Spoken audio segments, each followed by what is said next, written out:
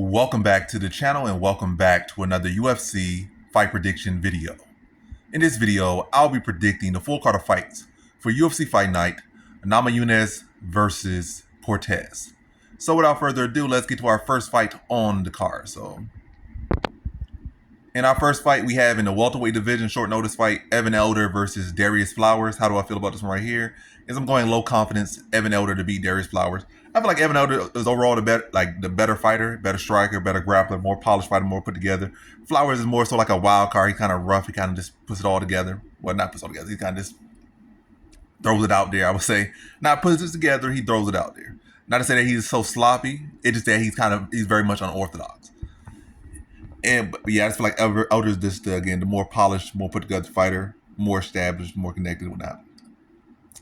But I don't feel like either of these guys are like elite talents or anything, so I feel like this is a fight that anything can happen. So there's no real reason to put no great confidence in Elder or any real good investment. If anything, probably better to throw some money on Flowers. You're gonna put some money on probably throw money on the dog Flowers, and, probably stoppage and try to maximize your value on that. But other than that, I say stay away from this one. Elder is the better overall fighter, but he doesn't really like striking me as a special fighter. He doesn't strike me a guy that can really thrive in this division. Well, he's not really a 170, he's a 155 guy, I believe. But yeah, he don't really strike me as a guy that can thrive at 55, 70, even 45 in the UFC. And same with Flowers. Like, neither of these guys show me anything that they could really thrive in this division. So there's no real reason for, like, no guy in this matchup should be minus 200, minus 300. It should be like minus 150 at most for either guy. But going Elder, again, just the more polished guy. And I'm expecting the more round guy to mix it up and, just limit Flowers' explosion and beat him by decision here. So in this one, I have Evan Elder via decision. Now to our next fight, we have in the middleweight division, we got Josh Fremd versus Andre Petroski. And how do I feel about this one right here? I'm going low confidence Andre Petroski to beat Josh Fremd. Like, Fremd's a solid fighter. I feel like, yeah, but I feel he has been exploited in the grappling department. I don't think he's that much of a heavy hitter. And ultimately, I feel like Andre Petroski has for a better competition. Like, even when you try to look at, he lost to Malcone, he lost to Pereira. Pereira is on the tear right now in the middleweight division. Not Alex Pereira, but Michel Pereira is on the tear in the middleweight division right now. So there's no real shame in that one. And Malcone was a weird stoppage, weird loss, but it is what it is. And Malcone's a solid fighter. I think both of those guys are far better than Fremd, but that's MMA math. But as far as this one, I feel like Petroski should be able to take down Fremd, should be able to limit Fremd's offense, potentially get a finish here, but yeah, I think it's the second round submission. Second round submission for Petroski. It's really a wrestle-heavy approach. Take Fremd down, smother on the ground, find a submission in the second round. But Fremd is definitely live here, but I think Petroski takes. I think Petroski has for better competition, and I do think he is the better fighter. Just got to avoid, gassing himself out and like limit the striking exchanges, wrestle heavy, and don't gas yourself out. More so control over, I guess, position over submission type thing, and let the submission come to you, or let the finish come to you instead of trying to chase it, or try to chase things and don't chase things and allow your opponent to get up and make you have to work more. So take him down, let him work, and then just counter his work and be a step ahead of him, so you're not exhausting yourself, you're not draining your gas tank as much. And just allow him to make his own mistakes and then make him pay for those mistakes. So I think that's what Petroski would do in this one and get back on a winning streak, or get back on the winning side of things. So in this one, I have Andre Petroski via second round submission. Now to our next one, we have in the women's flyweight division, we got Luana Santos versus Maria Agapova. And how do I feel about this one right here? I'm going average confidence Luana Santos to beat Maria Agapova. And yeah, Santos is definitely the better grappler and Agapova is definitely the better striker. But I feel like Luana Santos can win the striking battle. I don't see Agapova winning the grappling battle. But ultimately, I feel like Luana Santos is the better overall fighter. And Agapova's issue here in her last couple fights is like, she just has looked very terrible in the grappling department. She tried to do a grappling match, and even then she got submitted in like 17 seconds. So it's not like, what did it really help? What did it really prove? It just proved that your grappling is still a very big flaw in your game. And those that look to take advantage of your grappling have had great success taking advantage of your grappling. I think Santos will do the same. I think she'll hold a good account for herself on the feet, maybe even win the striking battle. But all she has to do is give her a little bit of a good account on the feet, whether she's winning or not. Keep it close, keep it competitive on the feet, then mix in the grappling. And I think once she gets to the ground, I feel like she's going to dominate in the grappling.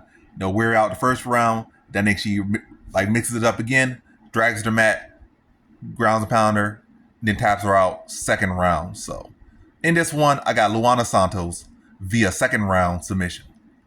Now to our next one, we have in the bantamweight division, we got Montel Jackson versus Damon Blackshear. And how do I feel about this one right here? Is I'm going low confidence Damon Blackshear to beat Montel Jackson. I think Montel Jackson's a solid fighter. He's continuing getting better and better. You know, he's a very skilled fighter, very talented fighter. But when I look at his track record, his wrestling defense has not been the best. We have seen Simone get over 5 takedowns on him. We have seen what's his name? Brett Johns get like over 5 takedowns on him. And he hasn't really fought a solid offensive wrestler since. Yeah, he really hasn't fought a good offensive wrestler. Like, yes, you might have the skills in the gym. Yes, you might have them in spurts. But are you really, the people that he fought, have they really been great offensive wrestlers? Oh, he beat Yaya, who's a BJJ guy, but Ronnie Yaya is not a wrestler, and he never had great offensive wrestling. And especially not at elite level. So Jackson has not really addressed that, and I feel like Damon Blackshear is a very solid wrestler, very strong, very good grappling. I feel like he presents those same issues. Maybe not the cardio department, but I feel he's by far the most athletic and submission savvy grappler I would say he has fought. You know, as far as that full combination, that full package. And I definitely think he'll be a good test to see if Jackson has improved in that area. And all I can go is based off track record. I'm not going to go based off what I've seen him in the gym. I haven't been in the gym. I have not been with his coaches. I have not been a training partner. So I still feel like that's an area that's weak and exploitable in this game. And I feel like Damon Blackshear can exploit that weak area.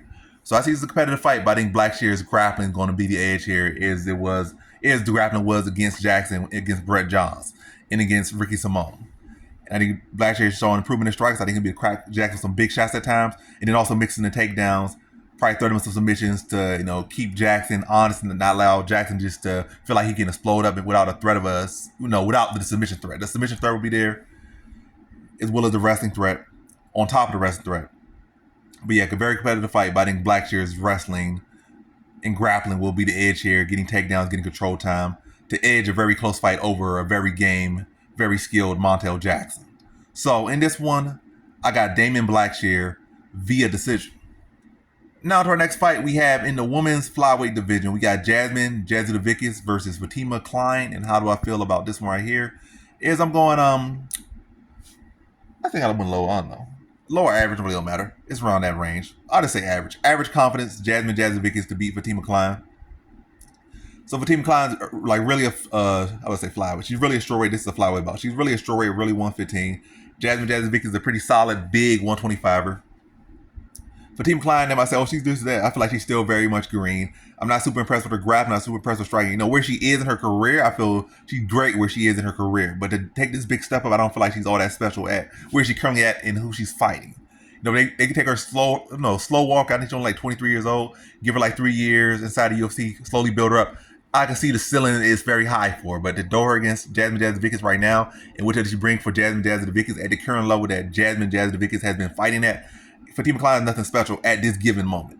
Potential-wise, for sure. But given moment, she's been fighting women that just follow when she goes for takedowns. Fighting women that barely got any striking of their own. And it's good to look good when it's easy to look good when you're fighting people that aren't that good. I feel like Jasudavicus is much better wrestler of the two. I feel like she can shut down her grappling. And also, Kline hasn't been fighting the best competition. She has had good positions, has not been able to get a submission. So she's getting, tailor-made competition and still not able to put the stamp on them in a lot of these fights. So she's solid, but again, still very much green. And I feel like Jasudavicus has fought much better competition and much more polished right now, much bigger. And I think she's going to be able to get the takedowns on Kline, shut down Kline's submission game. Probably even be able to outstrike Kline, but probably more so wrestling. Mix it all together, win the positional battle, get the takedowns, and shut down Fatima Kline's submission grappling. And I think she beats her by decision here. So in this one, I got Jasudavicus via decision. Now to our next fight we have in the flyweight division. We got Joshua Van versus Charles Johnston. And how do I feel about this one right here is I'm going low confidence Joshua Van to beat Charles Johnston. So Johnston does got a lot of advantages here. He got the experience. He's got his grown man strength, his grown man body now. I think he has like a 4 to 5 inch height advantage and like a 4 to 5 inch reach advantage. So that's significant.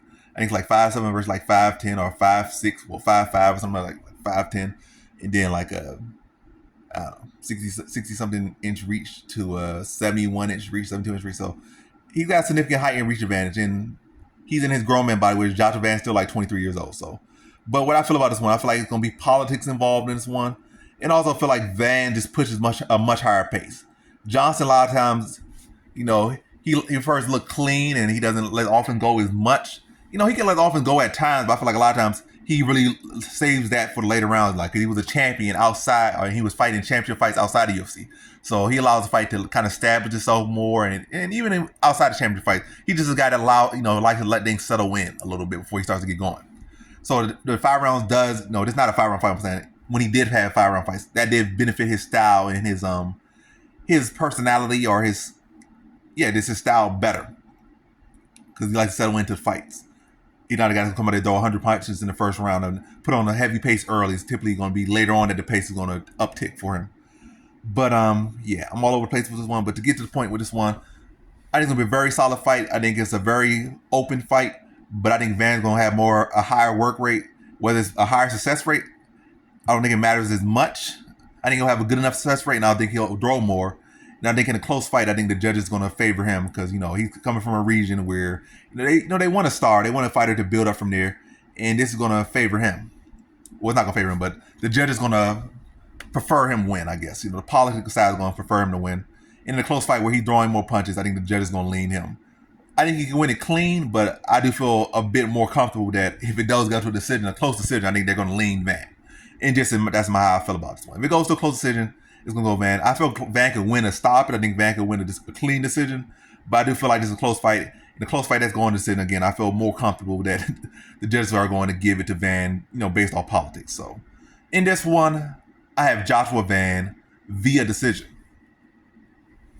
Now for our next fight, we have in the middleweight division, we got our first fight on the main card. We got Cody Brundage versus Abdul Razak Alhassan. And how do I feel about this one?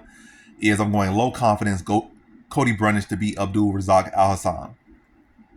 Alhassan's kind of getting up there in age, like 38 years old. He's still got a lot of power. He's still a very solid fighter, but yeah, that's about it. He got good power, decent judo background, but I think Cody Brundage wrestling will beat Alhassan's judo. I think he'll be able to get takedowns on him and grind out an ugly decision over Abdul Razak Alhassan. I think, yeah, Hassan will be swinging, probably on kicks and try to load up on shots, but I've seen Alhassan been able to get wrestled up by a couple fighters. I don't say Brundage is better than him. I think he's okay.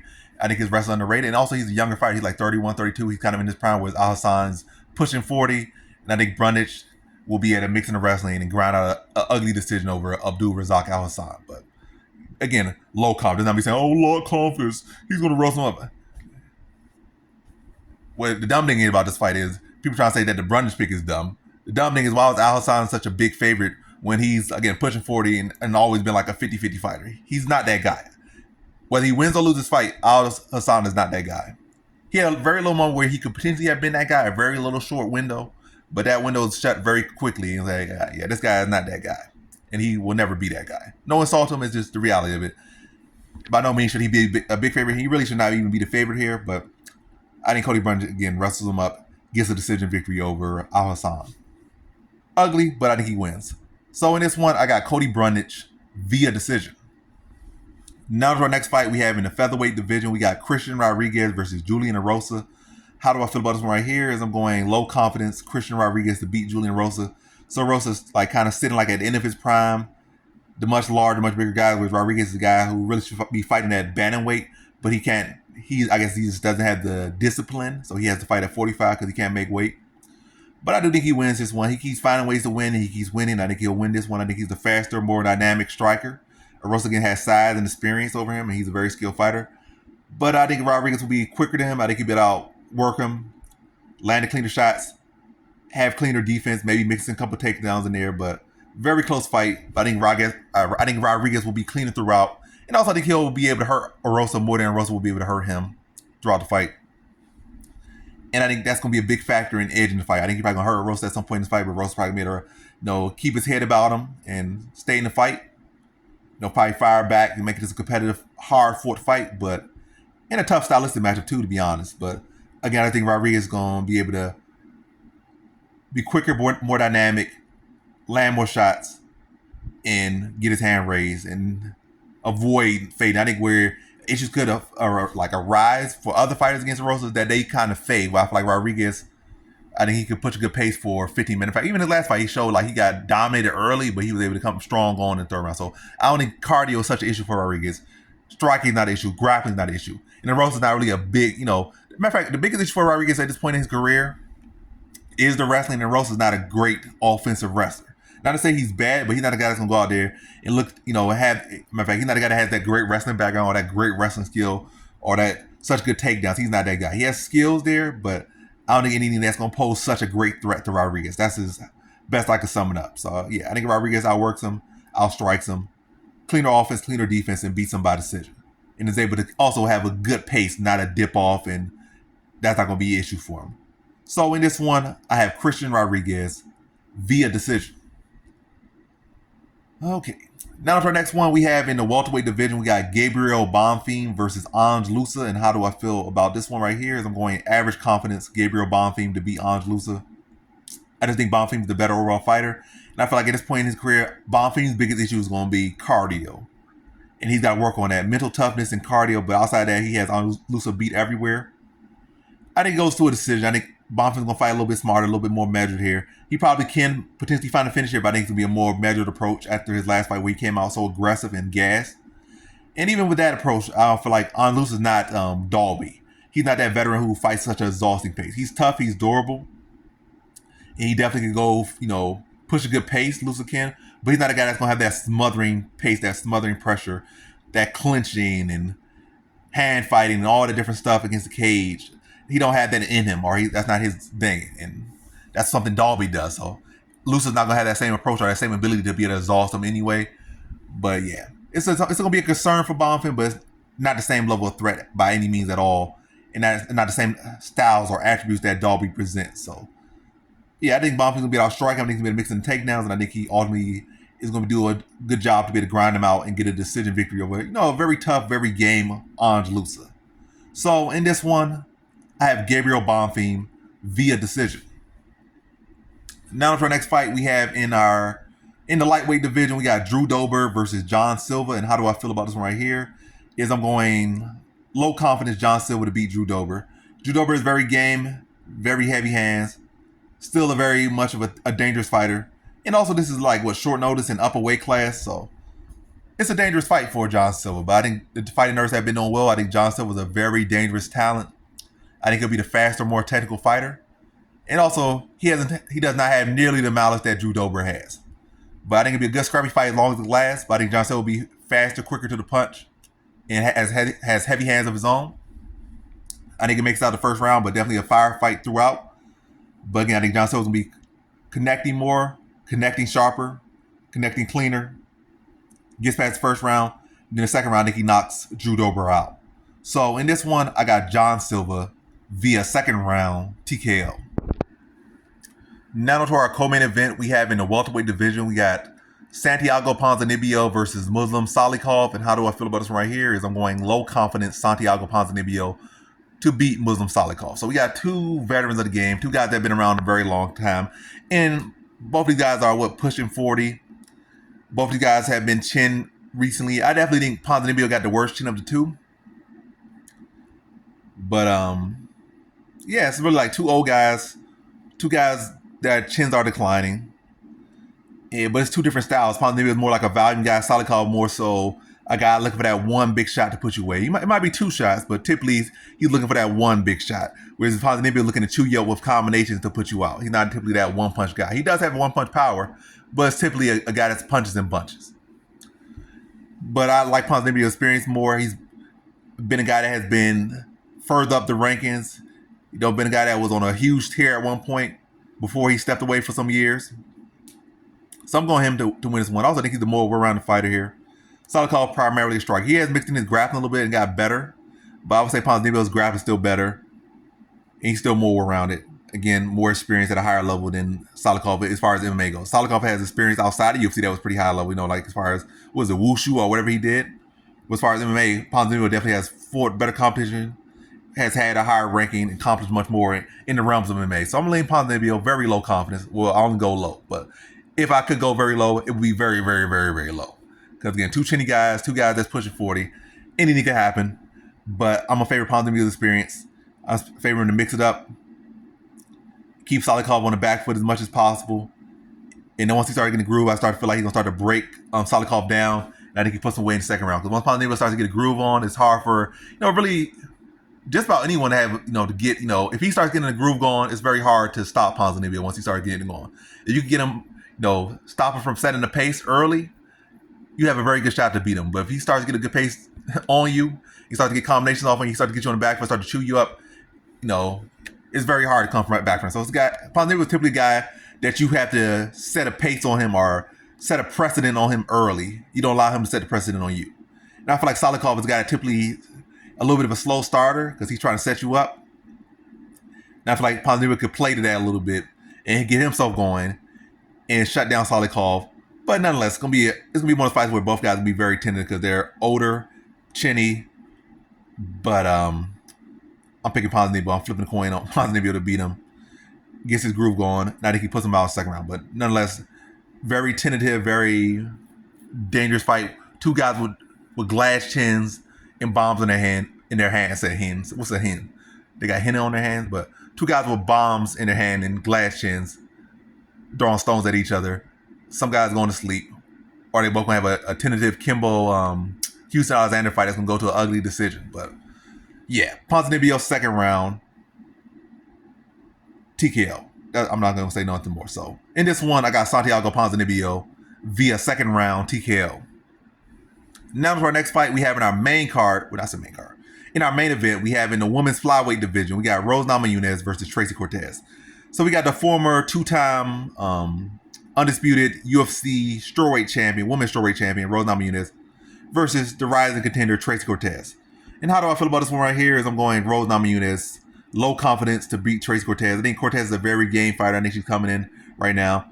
With a lot of hype and a lot of tension around her. So it's going to be a tough fight, but I'm going Rose Namajunas. I just feel like this is a fight a little bit rushed. Not as far as an entire career. Cortez is not no 20-year-old. She's like 31, 32 or something like that. Or 30 years old. Yeah, I think she's like 30, 31. So it's not like she's this 20-year-old. So she's age-wise, she's in the right place. But I feel like as far as her matchup-wise, you went from fighting Jasudavicus to fighting Rose Namajunas. It's a step up. It's a big step up. And it's not like she even had the greatest performance against Jasudavicus.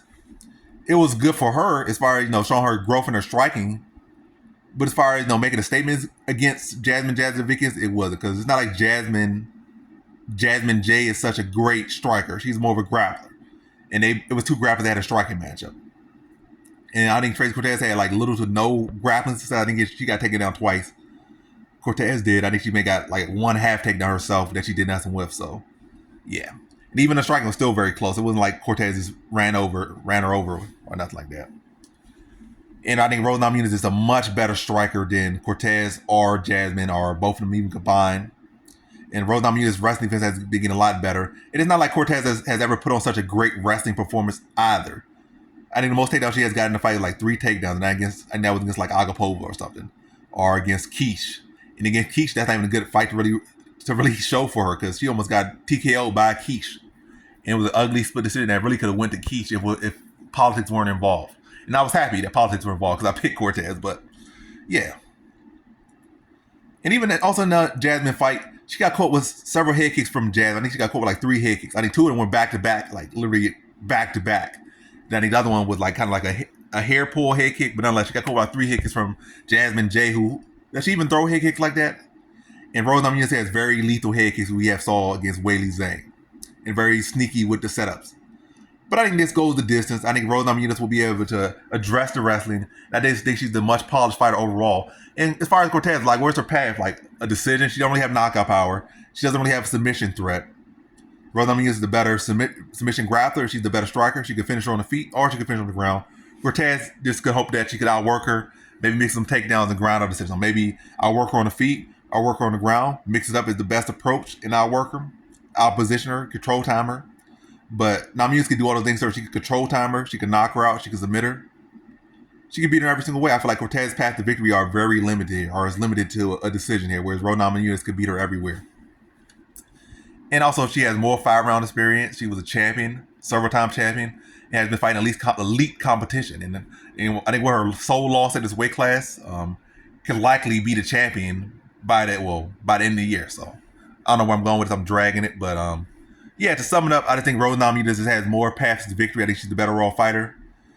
And I think this is a big step up for Cortez, and I think it's a step up she's not ready for, or at least she was rushed into. And I think Rose Namajunas will be able to address the wrestling, outstrike her, outposition her, and just be a step ahead the whole fight. I think she beats her by decision. Submission or stoppage is definitely live for Rose Namajunas, but I'm going the decision route here. So in this one, I have Rose Namajunas via decision. And that concludes my predictions for the full card of fights for UFC Fight Night, Namajunas versus Cortez. And as always, thanks for watching. Peace.